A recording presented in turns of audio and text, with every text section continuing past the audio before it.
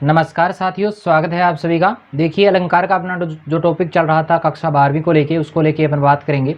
और यहाँ पर आज जो है हिंदी व्याकरण का ये टॉपिक रहेगा, हिंदी अनिवार्य का ये टॉपिक है।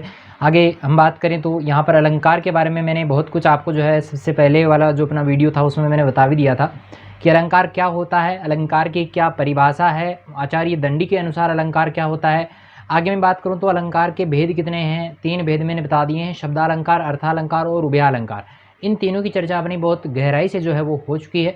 अभी हम आगे जो है वो 2 अलंकारों को लेकर बात करेंगे। सबसे पहला अपना अलंकार जो रहेगा वो अनुप्रास अलंकार रहेगा, और उसके हम बात करेंगे यमक अलंकार को लेकर। और अलंकार की ये क्लास आपके लिए बहुत ही इंपॉर्टेंट रहने वाली है, क्योंकि यहाँ पर मैं जो चीज़ें आपको बताऊँगा वो ऐसी बताऊँगा कि कभी आप भूल नहीं पाएंगे। यानी ऐसी तरीका आपको यहाँ पर बताया जाएगा जिस तरीके से आप जो है इस प्रकार इसको याद रख सकेंगे कि आने वाले भविष्य में जो है इसको याद दोबारा से करने की आपको आवश्यकता नहीं पड़ेगी। ठीक है, तो चलिए सरल भाषा में इसको पूरे एक एक बिंदु को लेके जो है मैं यहाँ पर बात करूँगा। तो एक बात विशेष रूप से मैं और बता दूं कि अपना जो यूट्यूब चैनल है एच एस स्टडी टॉक, इसको अगर अभी तक आपने सब्सक्राइब नहीं किया तो जल्द से सब्सक्राइब जरूर करें। और इसमें लगभग मैं बात करूं कक्षा 12वीं और कक्षा 10वीं की दोनों क्लासों के जो वीडियोज़ हैं वो लगभग सारे जो हैं वो इसमें अपलोड किए हुए हैं। पिछली बार भी अपलोड किए थे, और जो कुछ छूटे हुए हैं वो इस बार भी मैं अपलोड जो है सबसे पहले कर रहा हूँ। उसके बाद में जो है अलग तरीके से जो है क्लासें जो है फिर से लगाई जाएंगी। और जब वो आपकी बोर्ड एग्ज़ाम होगी तो बोर्ड एग्ज़ाम के समय जो है हमारे इस यूट्यूब चैनल पर जो है बहुत बढ़िया ढंग से जो है आपको तैयारी करवाई जाती है। आपने भी देखा होगा पहले वाले हमारे वीडियोज़, जब 12वीं की परीक्षा है इस साल लगी थी 2022 की, तो उसमें हमारे बताए हुए जो प्रश्न हैं वो लगभग सारे उसमें आए हैं। कोई भी क्वेश्चन ऐसा नहीं था जो हमने यहाँ पे नहीं बताया और वो आ गया हो, ऐसा कोई भी क्वेश्चन नहीं था। ठीक है, तो चलिए आज से शुरू करते हैं इस क्लास को। देखिए, सबसे पहले हम बात करें अनुप्रास अलंकार को लेके, तो अनुप्रास अलंकार देखिए क्या होता है कि जहाँ काव्य पंक्ति में वर्णों की आपको आवृत्ति देखने को मिले, यानी एक वर्ण जो है बार बार आए, तो वहाँ पर कौन सा अलंकार होता है? अनुप्रास अलंकार। ये तो हो गई परिभाषा की बात। देखिए, सबसे पहले इंपॉर्टेंट चीज़ यही होती है, क्वेश्चन किस प्रकार का बनेगा। कोई काव्य पंक्ति देगा और उस काव्य पंक्ति में ये पूछेगा कि इसमें कौन सा अलंकार है और क्यों है। ये सवाल जब आता है कि कौन सा अलंकार है और क्यों है, कौन सा अलंकार है और क्यों है, तो ये 2 सवाल इसमें पूछे जाएंगे। तो इसमें आपको जो है कौन से में तो आपको ये अलंकार लिखना ही है अगर ये है तो, और क्यों का जवाब आपको इस लाइन से देना है। क्यों का जवाब आपको इस लाइन से देना है, तो वहाँ पर आपका जवाब जो है वो बिल्कुल राइट माना जाएगा। आगे हम बात करें तो ये शब्दालंकार की श्रेणी में आता है, क्योंकि सवाल ये भी पूछा जा सकता है कि अनुप्रास अलंकार जो है वो किस प्रकार का अलंकार है, तो ये एक शब्दालंकार माना जाएगा। और इसमें एक ही वर्ण जो है वो बार बार आता है। एक ही वर्ण का मतलब, जैसे मान लो क वर्ण है, ये आ गया, तो यहाँ पे क की जो है वो आवृत्ति होगी। अगर ख आ जाता है तो ख की आवृत्ति होगी, तो यहाँ पर ये हो गया अनुप्रास अलंकार रहेगा। ठीक है, चलिए आगे बात करें उदाहरणों को लेकर कि वीरति विवेक विमल विज्ञानी। अब यहाँ पर देखिए जो वी वर्ण आ रहा है, इस वी वर्ण की बार बार आवृत्ति हो रही है, और बार बार आवृत्ति हो रही है, इसका मतलब भाई एक वर्ण की अगर बार बार आवृत्ति होती है तो वहाँ पर कौन सा होता है? अनुप्रास अलंकार होता है। तो यहाँ पर वी की बार बार आवृत्ति हो रही है, इसलिए यहाँ पर कौन सा अलंकार हो गया? अनुप्रास अलंकार। आगे मैं बात करूँ तो यहाँ पर देखिए दूसरा उदाहरण है, यहाँ पर ये विस्तार भी दिया गया है कि यहाँ पर वह वर्ण की आवृत्ति बार बार हो रही है, इसलिए यहाँ पर कौन सा हो गया? अनुप्रास अलंकार। ठीक है, चलिए आगे मैं बात करूँ भगवान भक्तों की भूरी भीति भगाइए। तो यहाँ पर जो भय वर्ण है, देखिए यहाँ पर आ रहा है, यहाँ पर आ रहा है, यहाँ पर आ रहा है, ये रहा। ठीक है, तो यहाँ पर भय वर्ण की बार बार आवृत्ति हो रही है, इसलिए यहाँ पर कौन सा अलंकार हो गया? अनुप्रास अलंकार। अब देखिए कुछ बच्चों का सवाल होगा कि सर ये जो वर्ण की आवृत्ति होती है क्या ये शब्द के प्रारंभ में ही होनी चाहिए या बीच में भी हो सकती है? तो सबसे पहले मैं आपको बताऊं, जब भी आप किसी अलंकार की पहचान करते हो, अनुप्रास वाले अलंकार की जब भी आप पहचान करें, तो उसके लिए आपके लिए वेरी वेरी मोस्ट इंपॉर्टेंट बात रहेगी कि आप सबसे पहला जो वर्ण है उसके ऊपर अपना ध्यान पूरी तरह से लगाएं। और जब वहाँ पर सीधे सीधे तौर पे अगर आपको वहाँ पर मिल रहा है कि भाई आवृत्ति हो रही है, तभी आपको वहाँ पर क्या करना है? अनुप्रास अलंकार करना है। वैसे वर्णों की जो आवृत्ति है वो कहीं भी हो सकती है, जैसे यहाँ पर वह है तो ये भी जो है वर्णों की आवृत्ति के अंतर्गत माना जाएगा। तो यहाँ पर आप ध्यान रखिएगा, सबसे पहले प्राथमिकता आपको किसको देनी है? जो प्रथम वर्ण है उसको आपको प्राथमिकता देनी है, उसके बाद में आपको जो है इसके आगे वाले वर्णों की गणना करनी है। ठीक है, चलिए आगे बात करते हैं। देखिए अनुप्रास अलंकार जो होता है उसके 4 भेद होते हैं। चारों भेदों के नाम में एक साथ अगर आप याद रखना चाहें तो मैं एक साथ आपको बता सकता हूँ। सबसे पहला अपना जो रहेगा, यहाँ पर दिया भी गया है, वो रहेगा छेका अनुप्रास। कौन सा रहेगा? छेका अनुप्रास अलंकार। दूसरा अपना जो रहेगा वो रहेगा वृत्यानुप्रास, वृत्यानुप्रास। और तीसरा जो रहेगा वो रहेगा श्रुत्यानुप्रास, श्रुत्यानुप्रास। और चौथा जो रहेगा वो रहेगा अंत्यानुप्रास। ठीक है, ये अपने चार जो है अनुप्रास अलंकार के भेद माने गए हैं। इन चारों को याद रखने का जो तरीका है वो मैं आपको बहुत बढ़िया ढंग से बताता हूँ कि किस प्रकार आपको इसको याद करना है। चलिए सबसे पहले मैं बात करूँ तो यहाँ पर देखिए छेका अनुप्रास, सबसे पहला है छेका अनुप्रास। तो यहाँ पर इसका याद रखना है वर्ण की आवृत्ति एक बार होनी चाहिए। कितनी बार होनी चाहिए? वर्ण की आवृत्ति एक बार। वृत्यानुप्रास, वृत्यानुप्रास में देखो वृत्त होता है, क्या होता है? वृत्त होता है गोल, और गोल में कितनी भी बार आवृत्ति हो सकती है। तो यहाँ पर आप इसका कर सकते हैं 2 या 2 से अधिक बार, 2 या 2 से अधिक बार इसकी आवृत्ति होगी। श्रुत्यानुप्रास में आपको रखना है उच्चारण स्थान वाला। ये क्या होते हैं मैं आगे समझाऊंगा आपको। उच्चारण स्थान, एक ही उच्चारण स्थान वाले जहां पर वर्णों की आवृत्ति होती है वहां पर होता है श्रुत्यानुप्रास। अंत्यानुप्रास क्या होगा? काव्य पंक्ति के जो अंतिम वर्ण है, अंतिम वर्णों में आपको क्या मिलेगी? आवृत्ति मिलेगी। अंतिम वर्णों में अगर आवृत्ति मिलती है तो वहां पर कौन सा होगा? अंत्यानुप्रास अलंकार। ठीक है, समझ में आई होगी बात। चलिए अभी हम एक एक को लेकर बात करते हैं। सबसे पहले देखिए छेका अनुप्रास अलंकार, जहां काव्य पंक्ति में वर्ण की आवृत्ति अगर एक बार होती है, वर्ण की आवृत्ति कितनी बार होती है? एक बार होती है, तो वहां पर कौन सा होता है? छेका अनुप्रास अलंकार। अगर वर्ण की आवृत्ति एक बार होती है तो वहां पर आपको कौन सा करना है? छेका अनुप्रास अलंकार करना है। उदाहरण के लेके मैं बात करूं तो जैसे कानन, कठिन, भयंकर, भारी, तो यहां पर देखिए कै वर्ण एक बार आया है, ये रहा, ये 2 बार। मतलब एक वर्ण जब 2 बार आता है तो आवृत्ति कितनी बार होती है? एक बार आवृत्ति होती है। वर्ण जब एक वर्ण जब 2 बार आता है तो वो वर्ण की मानी जाएगी एक आवृत्ति। कितनी मानी जाएगी? एक आवृत्ति मानी जाएगी। और यहाँ पर भय वर्ण की भी आवृत्ति हो रही है। कितनी बार हो रही है? भय वर्ण की आवृत्ति भी कितनी बार हो रही है? एक बार हो रही है। इसलिए यहाँ पर कौन सा हो गया? छेका अनुप्रास अलंकार। यानी वर्ण की आवृत्ति कितनी बार होनी चाहिए? एक बार होनी चाहिए। दूसरा है कि हरी सा हीरा, है की आवृत्ति हो रही है। छाड़ी के करे आन की आस, यहाँ पर आ रहा है, ये रहा आ, तो यहाँ पर भी देखो है वर्ण की आवृत्ति हो रही है और यहाँ पर आ वर्ण की आवृत्ति हो रही है। कितनी बार? एक बार हो रही है। इसलिए यहाँ पर भी कौन सा हो गया? अनुप्रास अलंकार का प्रयोग हुआ है। अनुप्रास में भी छेका अनुप्रास का जो प्रयोग है वो यहाँ पर हुआ है। आगे देखिए अति आनंद मगन महतारी, यहाँ पर देखिए मैं जो वर्ण आ रहा है वो एक बार आ रहा है, आवृत्ति जो है एक बार हो रही है, इसलिए यहाँ पर कौन सा हो गया? छेका अनुप्रास। अगला उदाहरण है कि चेत कर चलना, चेत कर चलना, तो चे की आवृत्ति हो रही है। कुमार्ग में कदम धरना नहीं, कुमार्ग में कदम धरना नहीं, चेत कर चलना, चेत कर चलना, तो चे की आवृत्ति हो रही है, इसलिए यहाँ पर कौन सा हो गया? छेका अनुप्रास अलंकार हो जाता है। छेका अनुप्रास अलंकार होता है। ध्यान रखना है वर्णों की आवृत्ति, वर्णों की आवृत्ति कितनी बार होगी? वर्णों की आवृत्ति जो होगी वो सिर्फ और सिर्फ जो है, यानी वर्णों की जो आवृत्ति है, सारा मिट गया भाई, कोई शायद टेक्निकल एरर हो गई। तो वर्णों की आवृत्ति जो है वो अगर वर्णों की आवृत्ति अगर एक बार होती है, वर्णों की आवृत्ति एक बार जब होती है तो वहां पर कौन सा होगा? छेका अनुप्रास अलंकार होता है। ठीक है, चलिए आगे हम बात करते हैं। दूसरा अपना जो अनुप्रास अलंकार का भेद रहेगा वो है अपना वृत्यानुप्रास, यानी जहां पर काव्य पंक्ति में वर्णों की आवृत्ति जब एक से ज्यादा बार होती है। कितनी बार? एक से ज्यादा बार जब होती है तो वहां पर कौन सा होता है? वृत्यानुप्रास। अब देखिए ये वृत्त है, अब वृत्त में देखिए कोई सीमा रेखा वगैरह नहीं होती है, ये याद रखने का तरीका है। अब यहाँ पर भी कोई बैठ सकता है, यहाँ पर भी हो सकता है, यहाँ पर कहीं पर भी कुछ भी हो सकता है। तो यहाँ पर मैं बात करूँ तो यहाँ पर भी देखिए वर्णों की आवृत्ति एक से अधिक बार हो सकती है, यानी एक वर्ण यहाँ पर भी आ सकता है। कितने ही आ सकते हैं? वृत्त का मतलब सब कुछ गोल है, सब कुछ क्या है? गोल है। तो यहाँ पर ये चीज़ आपको ध्यान रखनी है, बहुत ही इंपॉर्टेंट चीज़ आपके लिए रहेगी कि वर्णों की आवृत्ति कितनी बार ही हो सकती है। तो वहाँ पर कौन सा रहेगा? वृत्यानुप्रास। उदाहरण के लिए मैं बात करूँ तो चारू चंद्र की चंचल किरणें खेल रही है जल थल में, तो यहाँ पर जो च वर्ण है, यहाँ पर जो च वर्ण है उसकी आवृत्ति बार बार हो रही है, इसलिए यहाँ पर वृत्यानुप्रास अलंकार है। आगे मैं बात करूँ कि भटक भावनाओं के भ्रम में, भटक भावनाओं के भ्रम में भीतर ही था भूल रहा, तो यहाँ पर भय आ रहा है, यहाँ पर आ रहा है, ये रहा, ये रहा और ये रहा, तो इतने सारे भय यहाँ पर आ रहे हैं। भय वर्ण की आवृत्ति जो है बार बार हो रही है, इसलिए यहाँ पर कौन सा हो गया? वृत्यानुप्रास अलंकार हो गया। तो सबसे पहले मैं आपको जब विस्तार पूछे, जब आपको इसका विस्तार पूछे तो आपको बता देना है कि च वर्ण की आवृत्ति, च वर्ण की आवृत्ति हो रही है, बार बार हो रही है। दूसरी में बात करूं तो यहाँ पर भय वर्ण की आवृत्ति हो रही है, भय वर्ण की आवृत्ति हो रही है। और तीसरी में मैं बात करूं तो यद्यपि सुजाति सुलक्षणी सुबरन सरस सुव्रत, यहाँ पर जो है वो श वर्ण की, स वर्ण की आवृत्ति हो रही है। कौन से वर्ण की आवृत्ति हो रही है? स वर्ण की आवृत्ति बार बार हो रही है, इसलिए यहाँ पर कौन सा अलंकार हो गया?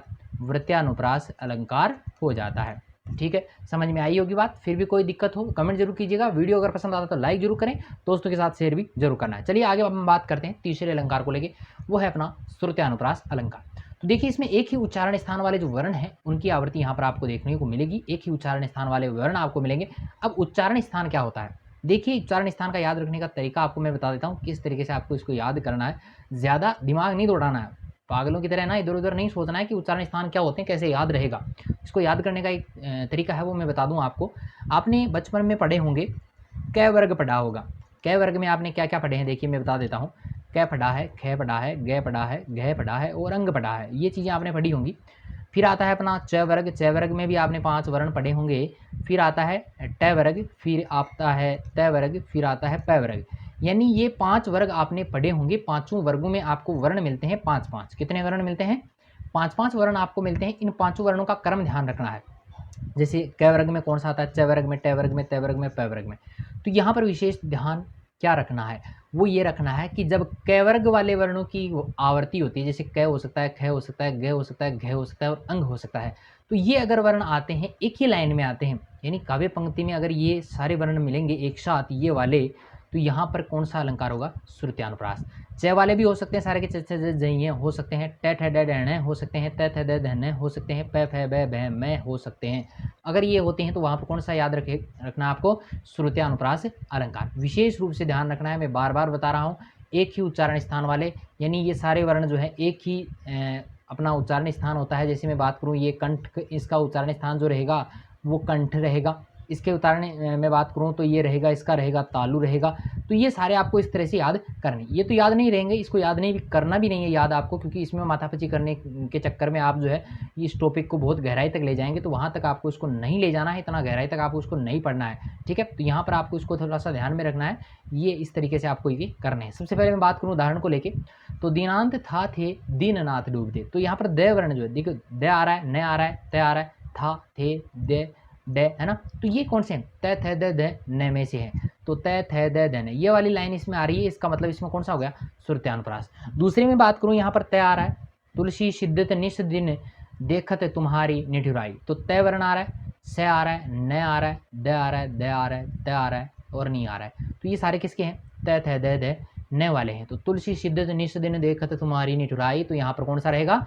श्रुत्यानुप्रास अलंकार रहेगा। मेरे ख्याल से आपके ये क्लियर हो गया होगा। फिर भी कोई समस्या है तो आपको क्या करना है?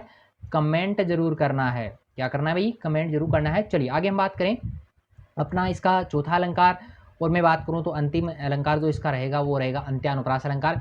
इसमें आपको कुछ भी याद नहीं करना कि इसमें काव्य पंक्ति जो आ रही है उसके अंतिम वर्ण अगर बार बार आ रहे हैं, जैसे यहाँ पर मैं है, ये मैं आ रहा है, ये यहाँ पे थी है तो ये थी आ रही है, लास्ट में दोनों जो है वो सेम आने चाहिए, तो यहाँ पर कौन सा रहेगा?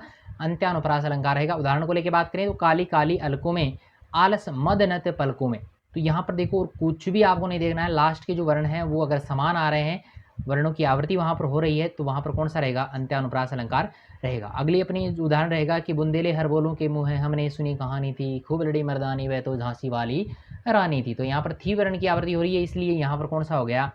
अंत्यानुप्रास अलंकार हो गया। ठीक है, समझ में आया होगा, क्लियर हो गया होगा। फिर भी क्लियर नहीं है तो कमेंट जरूर कीजिएगा, और भी कोई तरीका आपके लिए अपनाया जरूर जाएगा। चलिए आगे हम बात करते हैं अपना एक अन्य भेद भी इसका माना जाता है। बहुत सारी किताबों में आपको ये अन्य भेद मिलेगा, कुछ किताबों वाले जो है 5 भेद भी बताएंगे, 5 आपको याद नहीं करने हैं, आपको सिर्फ 4 ध्यान में रखने हैं जो मैंने आपको शुरू में बताए हैं। तो यहाँ पर अन्य भेद को लेकर मैं बात करूँ तो यहाँ पर अन्य भेद अपना जो रहेगा वो रहेगा लाटानुप्रास। तो देखिए इसमें पूरी की पूरी काव्य पंक्ति की आवृत्ति हो सकती है, कुछ शब्दों में बदलाव भी हो सकता है। जैसे यहाँ पे उदाहरण की मैं बात करूँ कि पूत सपूत तो क्यों धन संचय, पूत सपूत क्यों धन संचय, तो यहाँ पे कपूत और सपूत इसको थोड़ा सा बदला गया है, बाकी सारा का सारा एज इट इज जैसा है वैसा का वैसा काम में लिया गया। तो पूरी की पूरी अगर काव्य पंक्ति की आवृत्ति होती है, काव्य पंक्ति की अगर आवृत्ति होती है तो वहां पर कौन सा रहेगा? लाटानुप्रास रहेगा। ठीक है, क्लियर हो गया होगा मेरे ख्याल से। फिर भी कोई समस्या है तो आपको क्या करना है? कमेंट जरूर करना है। वीडियो पसंद आता है तो लाइक जरूर करें, दोस्तों के साथ में शेयर भी करना है। ठीक है, चलिए ये हो गया अपना अनुप्रास अलंकार। याद रखना है अनुप्रास में ज़्यादा कुछ माथापच्ची नहीं करनी है, बहुत सरल अलंकार ये रहेगा। आपको याद रखना है वर्णों की आवर्ती, वर्णों की आवर्ती, वर्णों की आवर्ती का मतलब होता है एक वर्ण का एक से ज़्यादा बार आना वर्णों की आवर्ती कहलाता है। इसके अलावा आपको कुछ भी याद इसमें नहीं करना है। अगर आपको भेद याद रहते हैं तो बहुत अच्छी बात है, याद नहीं रहते हैं फिर भी कहीं पर भी कोई समस्या आपको नहीं आनी चाहिए। चलिए अभी हम बात करते हैं नेक्स्ट अलंकार को लेके। वो अपना अलंकार जो रहेगा बहुत ही महत्वपूर्ण है, बार बार इससे प्रश्न जो है वो आते रहते हैं, इसलिए इस अलंकार को बहुत अच्छे ढंग से आपको जो है क्लियर करना है। देखिए सबसे पहले मैं बात करूं अनुप्रास अलंकार होता क्या है। तो जहां कहीं पे भी एक लाइन आपको याद रखनी है कि भिन्नार्थक शब्दों की अगर आवर्ती होती है, एक शब्द याद रखना है, वो याद रखना है भिन्नार्थक। भिन्नार्थक शब्दों की जहां कहीं पर भी आवर्ती होती है वहां पर कौन सा अलंकार होता है, यमक अलंकार। अब भिन्नार्थक शब्द का मतलब क्या है कि अब शब्द तो होंगे समान, समान शब्दों की आवर्ती होगी, लेकिन हर बार उसका अर्थ जो रहेगा वो रहेगा अलग अलग। अर्थ अलग अलग होगा लेकिन शब्द वैसा ही रहेगा। ये भी शब्द अलंकार की श्रेणी में आता है। उदाहरण को लेके मैं बात करूँ तो कनक कनकते सोगुनी मादकता अधिगाय, वा खाए बोराय जगे वा पाए बोराय। तो यहाँ पर कनक कनक जो शब्द आया है, प्रथम कनक जो शब्द है उसका अर्थ रहेगा सोना। क्या रहेगा, सोना रहेगा। और दूसरा जो कनक शब्द है वो रहेगा धतूरा। अब इसमें एक विशेष बात और है, अगर इन शब्दों की जगह अगर इसके समान अर्थ वाले शब्द रख दिए जाएं, यानी मैं बात करूं इसके पर्याय अगर शब्द रख दिए जाएं, तो ये जो चमत्कार है वो क्या हो जाएगा, खत्म हो जाएगा। अब जैसे मैं कनक की जगह इसी का पर्यायवाची में अगर लिखूं सोना, सोना जैसे ही मैं यहाँ पे लिखूंगा इसका चमत्कार जो है वो खत्म हो जाएगा। इसलिए यहाँ पर आप किसी पर्यायवाची शब्द का प्रयोग जो है वो यहाँ पर नहीं कर सकते, क्योंकि उससे अर्थ तो सेम रहेगा लेकिन शब्द बदल जाएगा। और यहाँ पर इम्पोर्टेंट चीज़ ही क्या है, शब्द है। तो इस चीज़ का आपको विशेष तौर से ध्यान रखना है, ठीक है। तो यहाँ पे देखिए इसका अर्थ मैं बता देता हूँ कि कनक कनकते सोगुनी मादिकता अधिकार, कि सोने में जो है धतूरे से, सोना ये है धतूरा ये, धतूरे से सोगुना अधिक मादकता होती है। वह खाए बोराए जग, धतूरे को तो खाने से संसार पागल होता है, लेकिन वह पाए बोरा, लेकिन सोने को तो लोग प्राप्त करके ही क्या हो जाते हैं, पागल हो जाते हैं, उन पर पागलपन छा जाता है। ठीक है, क्लियर हुआ होगा। चलिए अभी इसके हम पढ़ेंगे भेद। तो वो कौन कौन से देखिए, सबसे पहले हम बात करें, सबसे पहला हमारा जो भेद रहेगा, यमक अलंकार के दो भेद हैं, एक तो अभंग लिखा हुआ ही है, दूसरा अपना जो रहेगा वो रहेगा सभंग। अभंग और सभंग दो इसके भेद माने गए हैं। सबसे पहले हम बात करते हैं अभंग यमक को लेके। तो अभंग यमक जहाँ काव्य पंक्ति में शब्द की आवर्ती स्वतंत्र रूप से होती है वहाँ पर अभंग यमक होता है।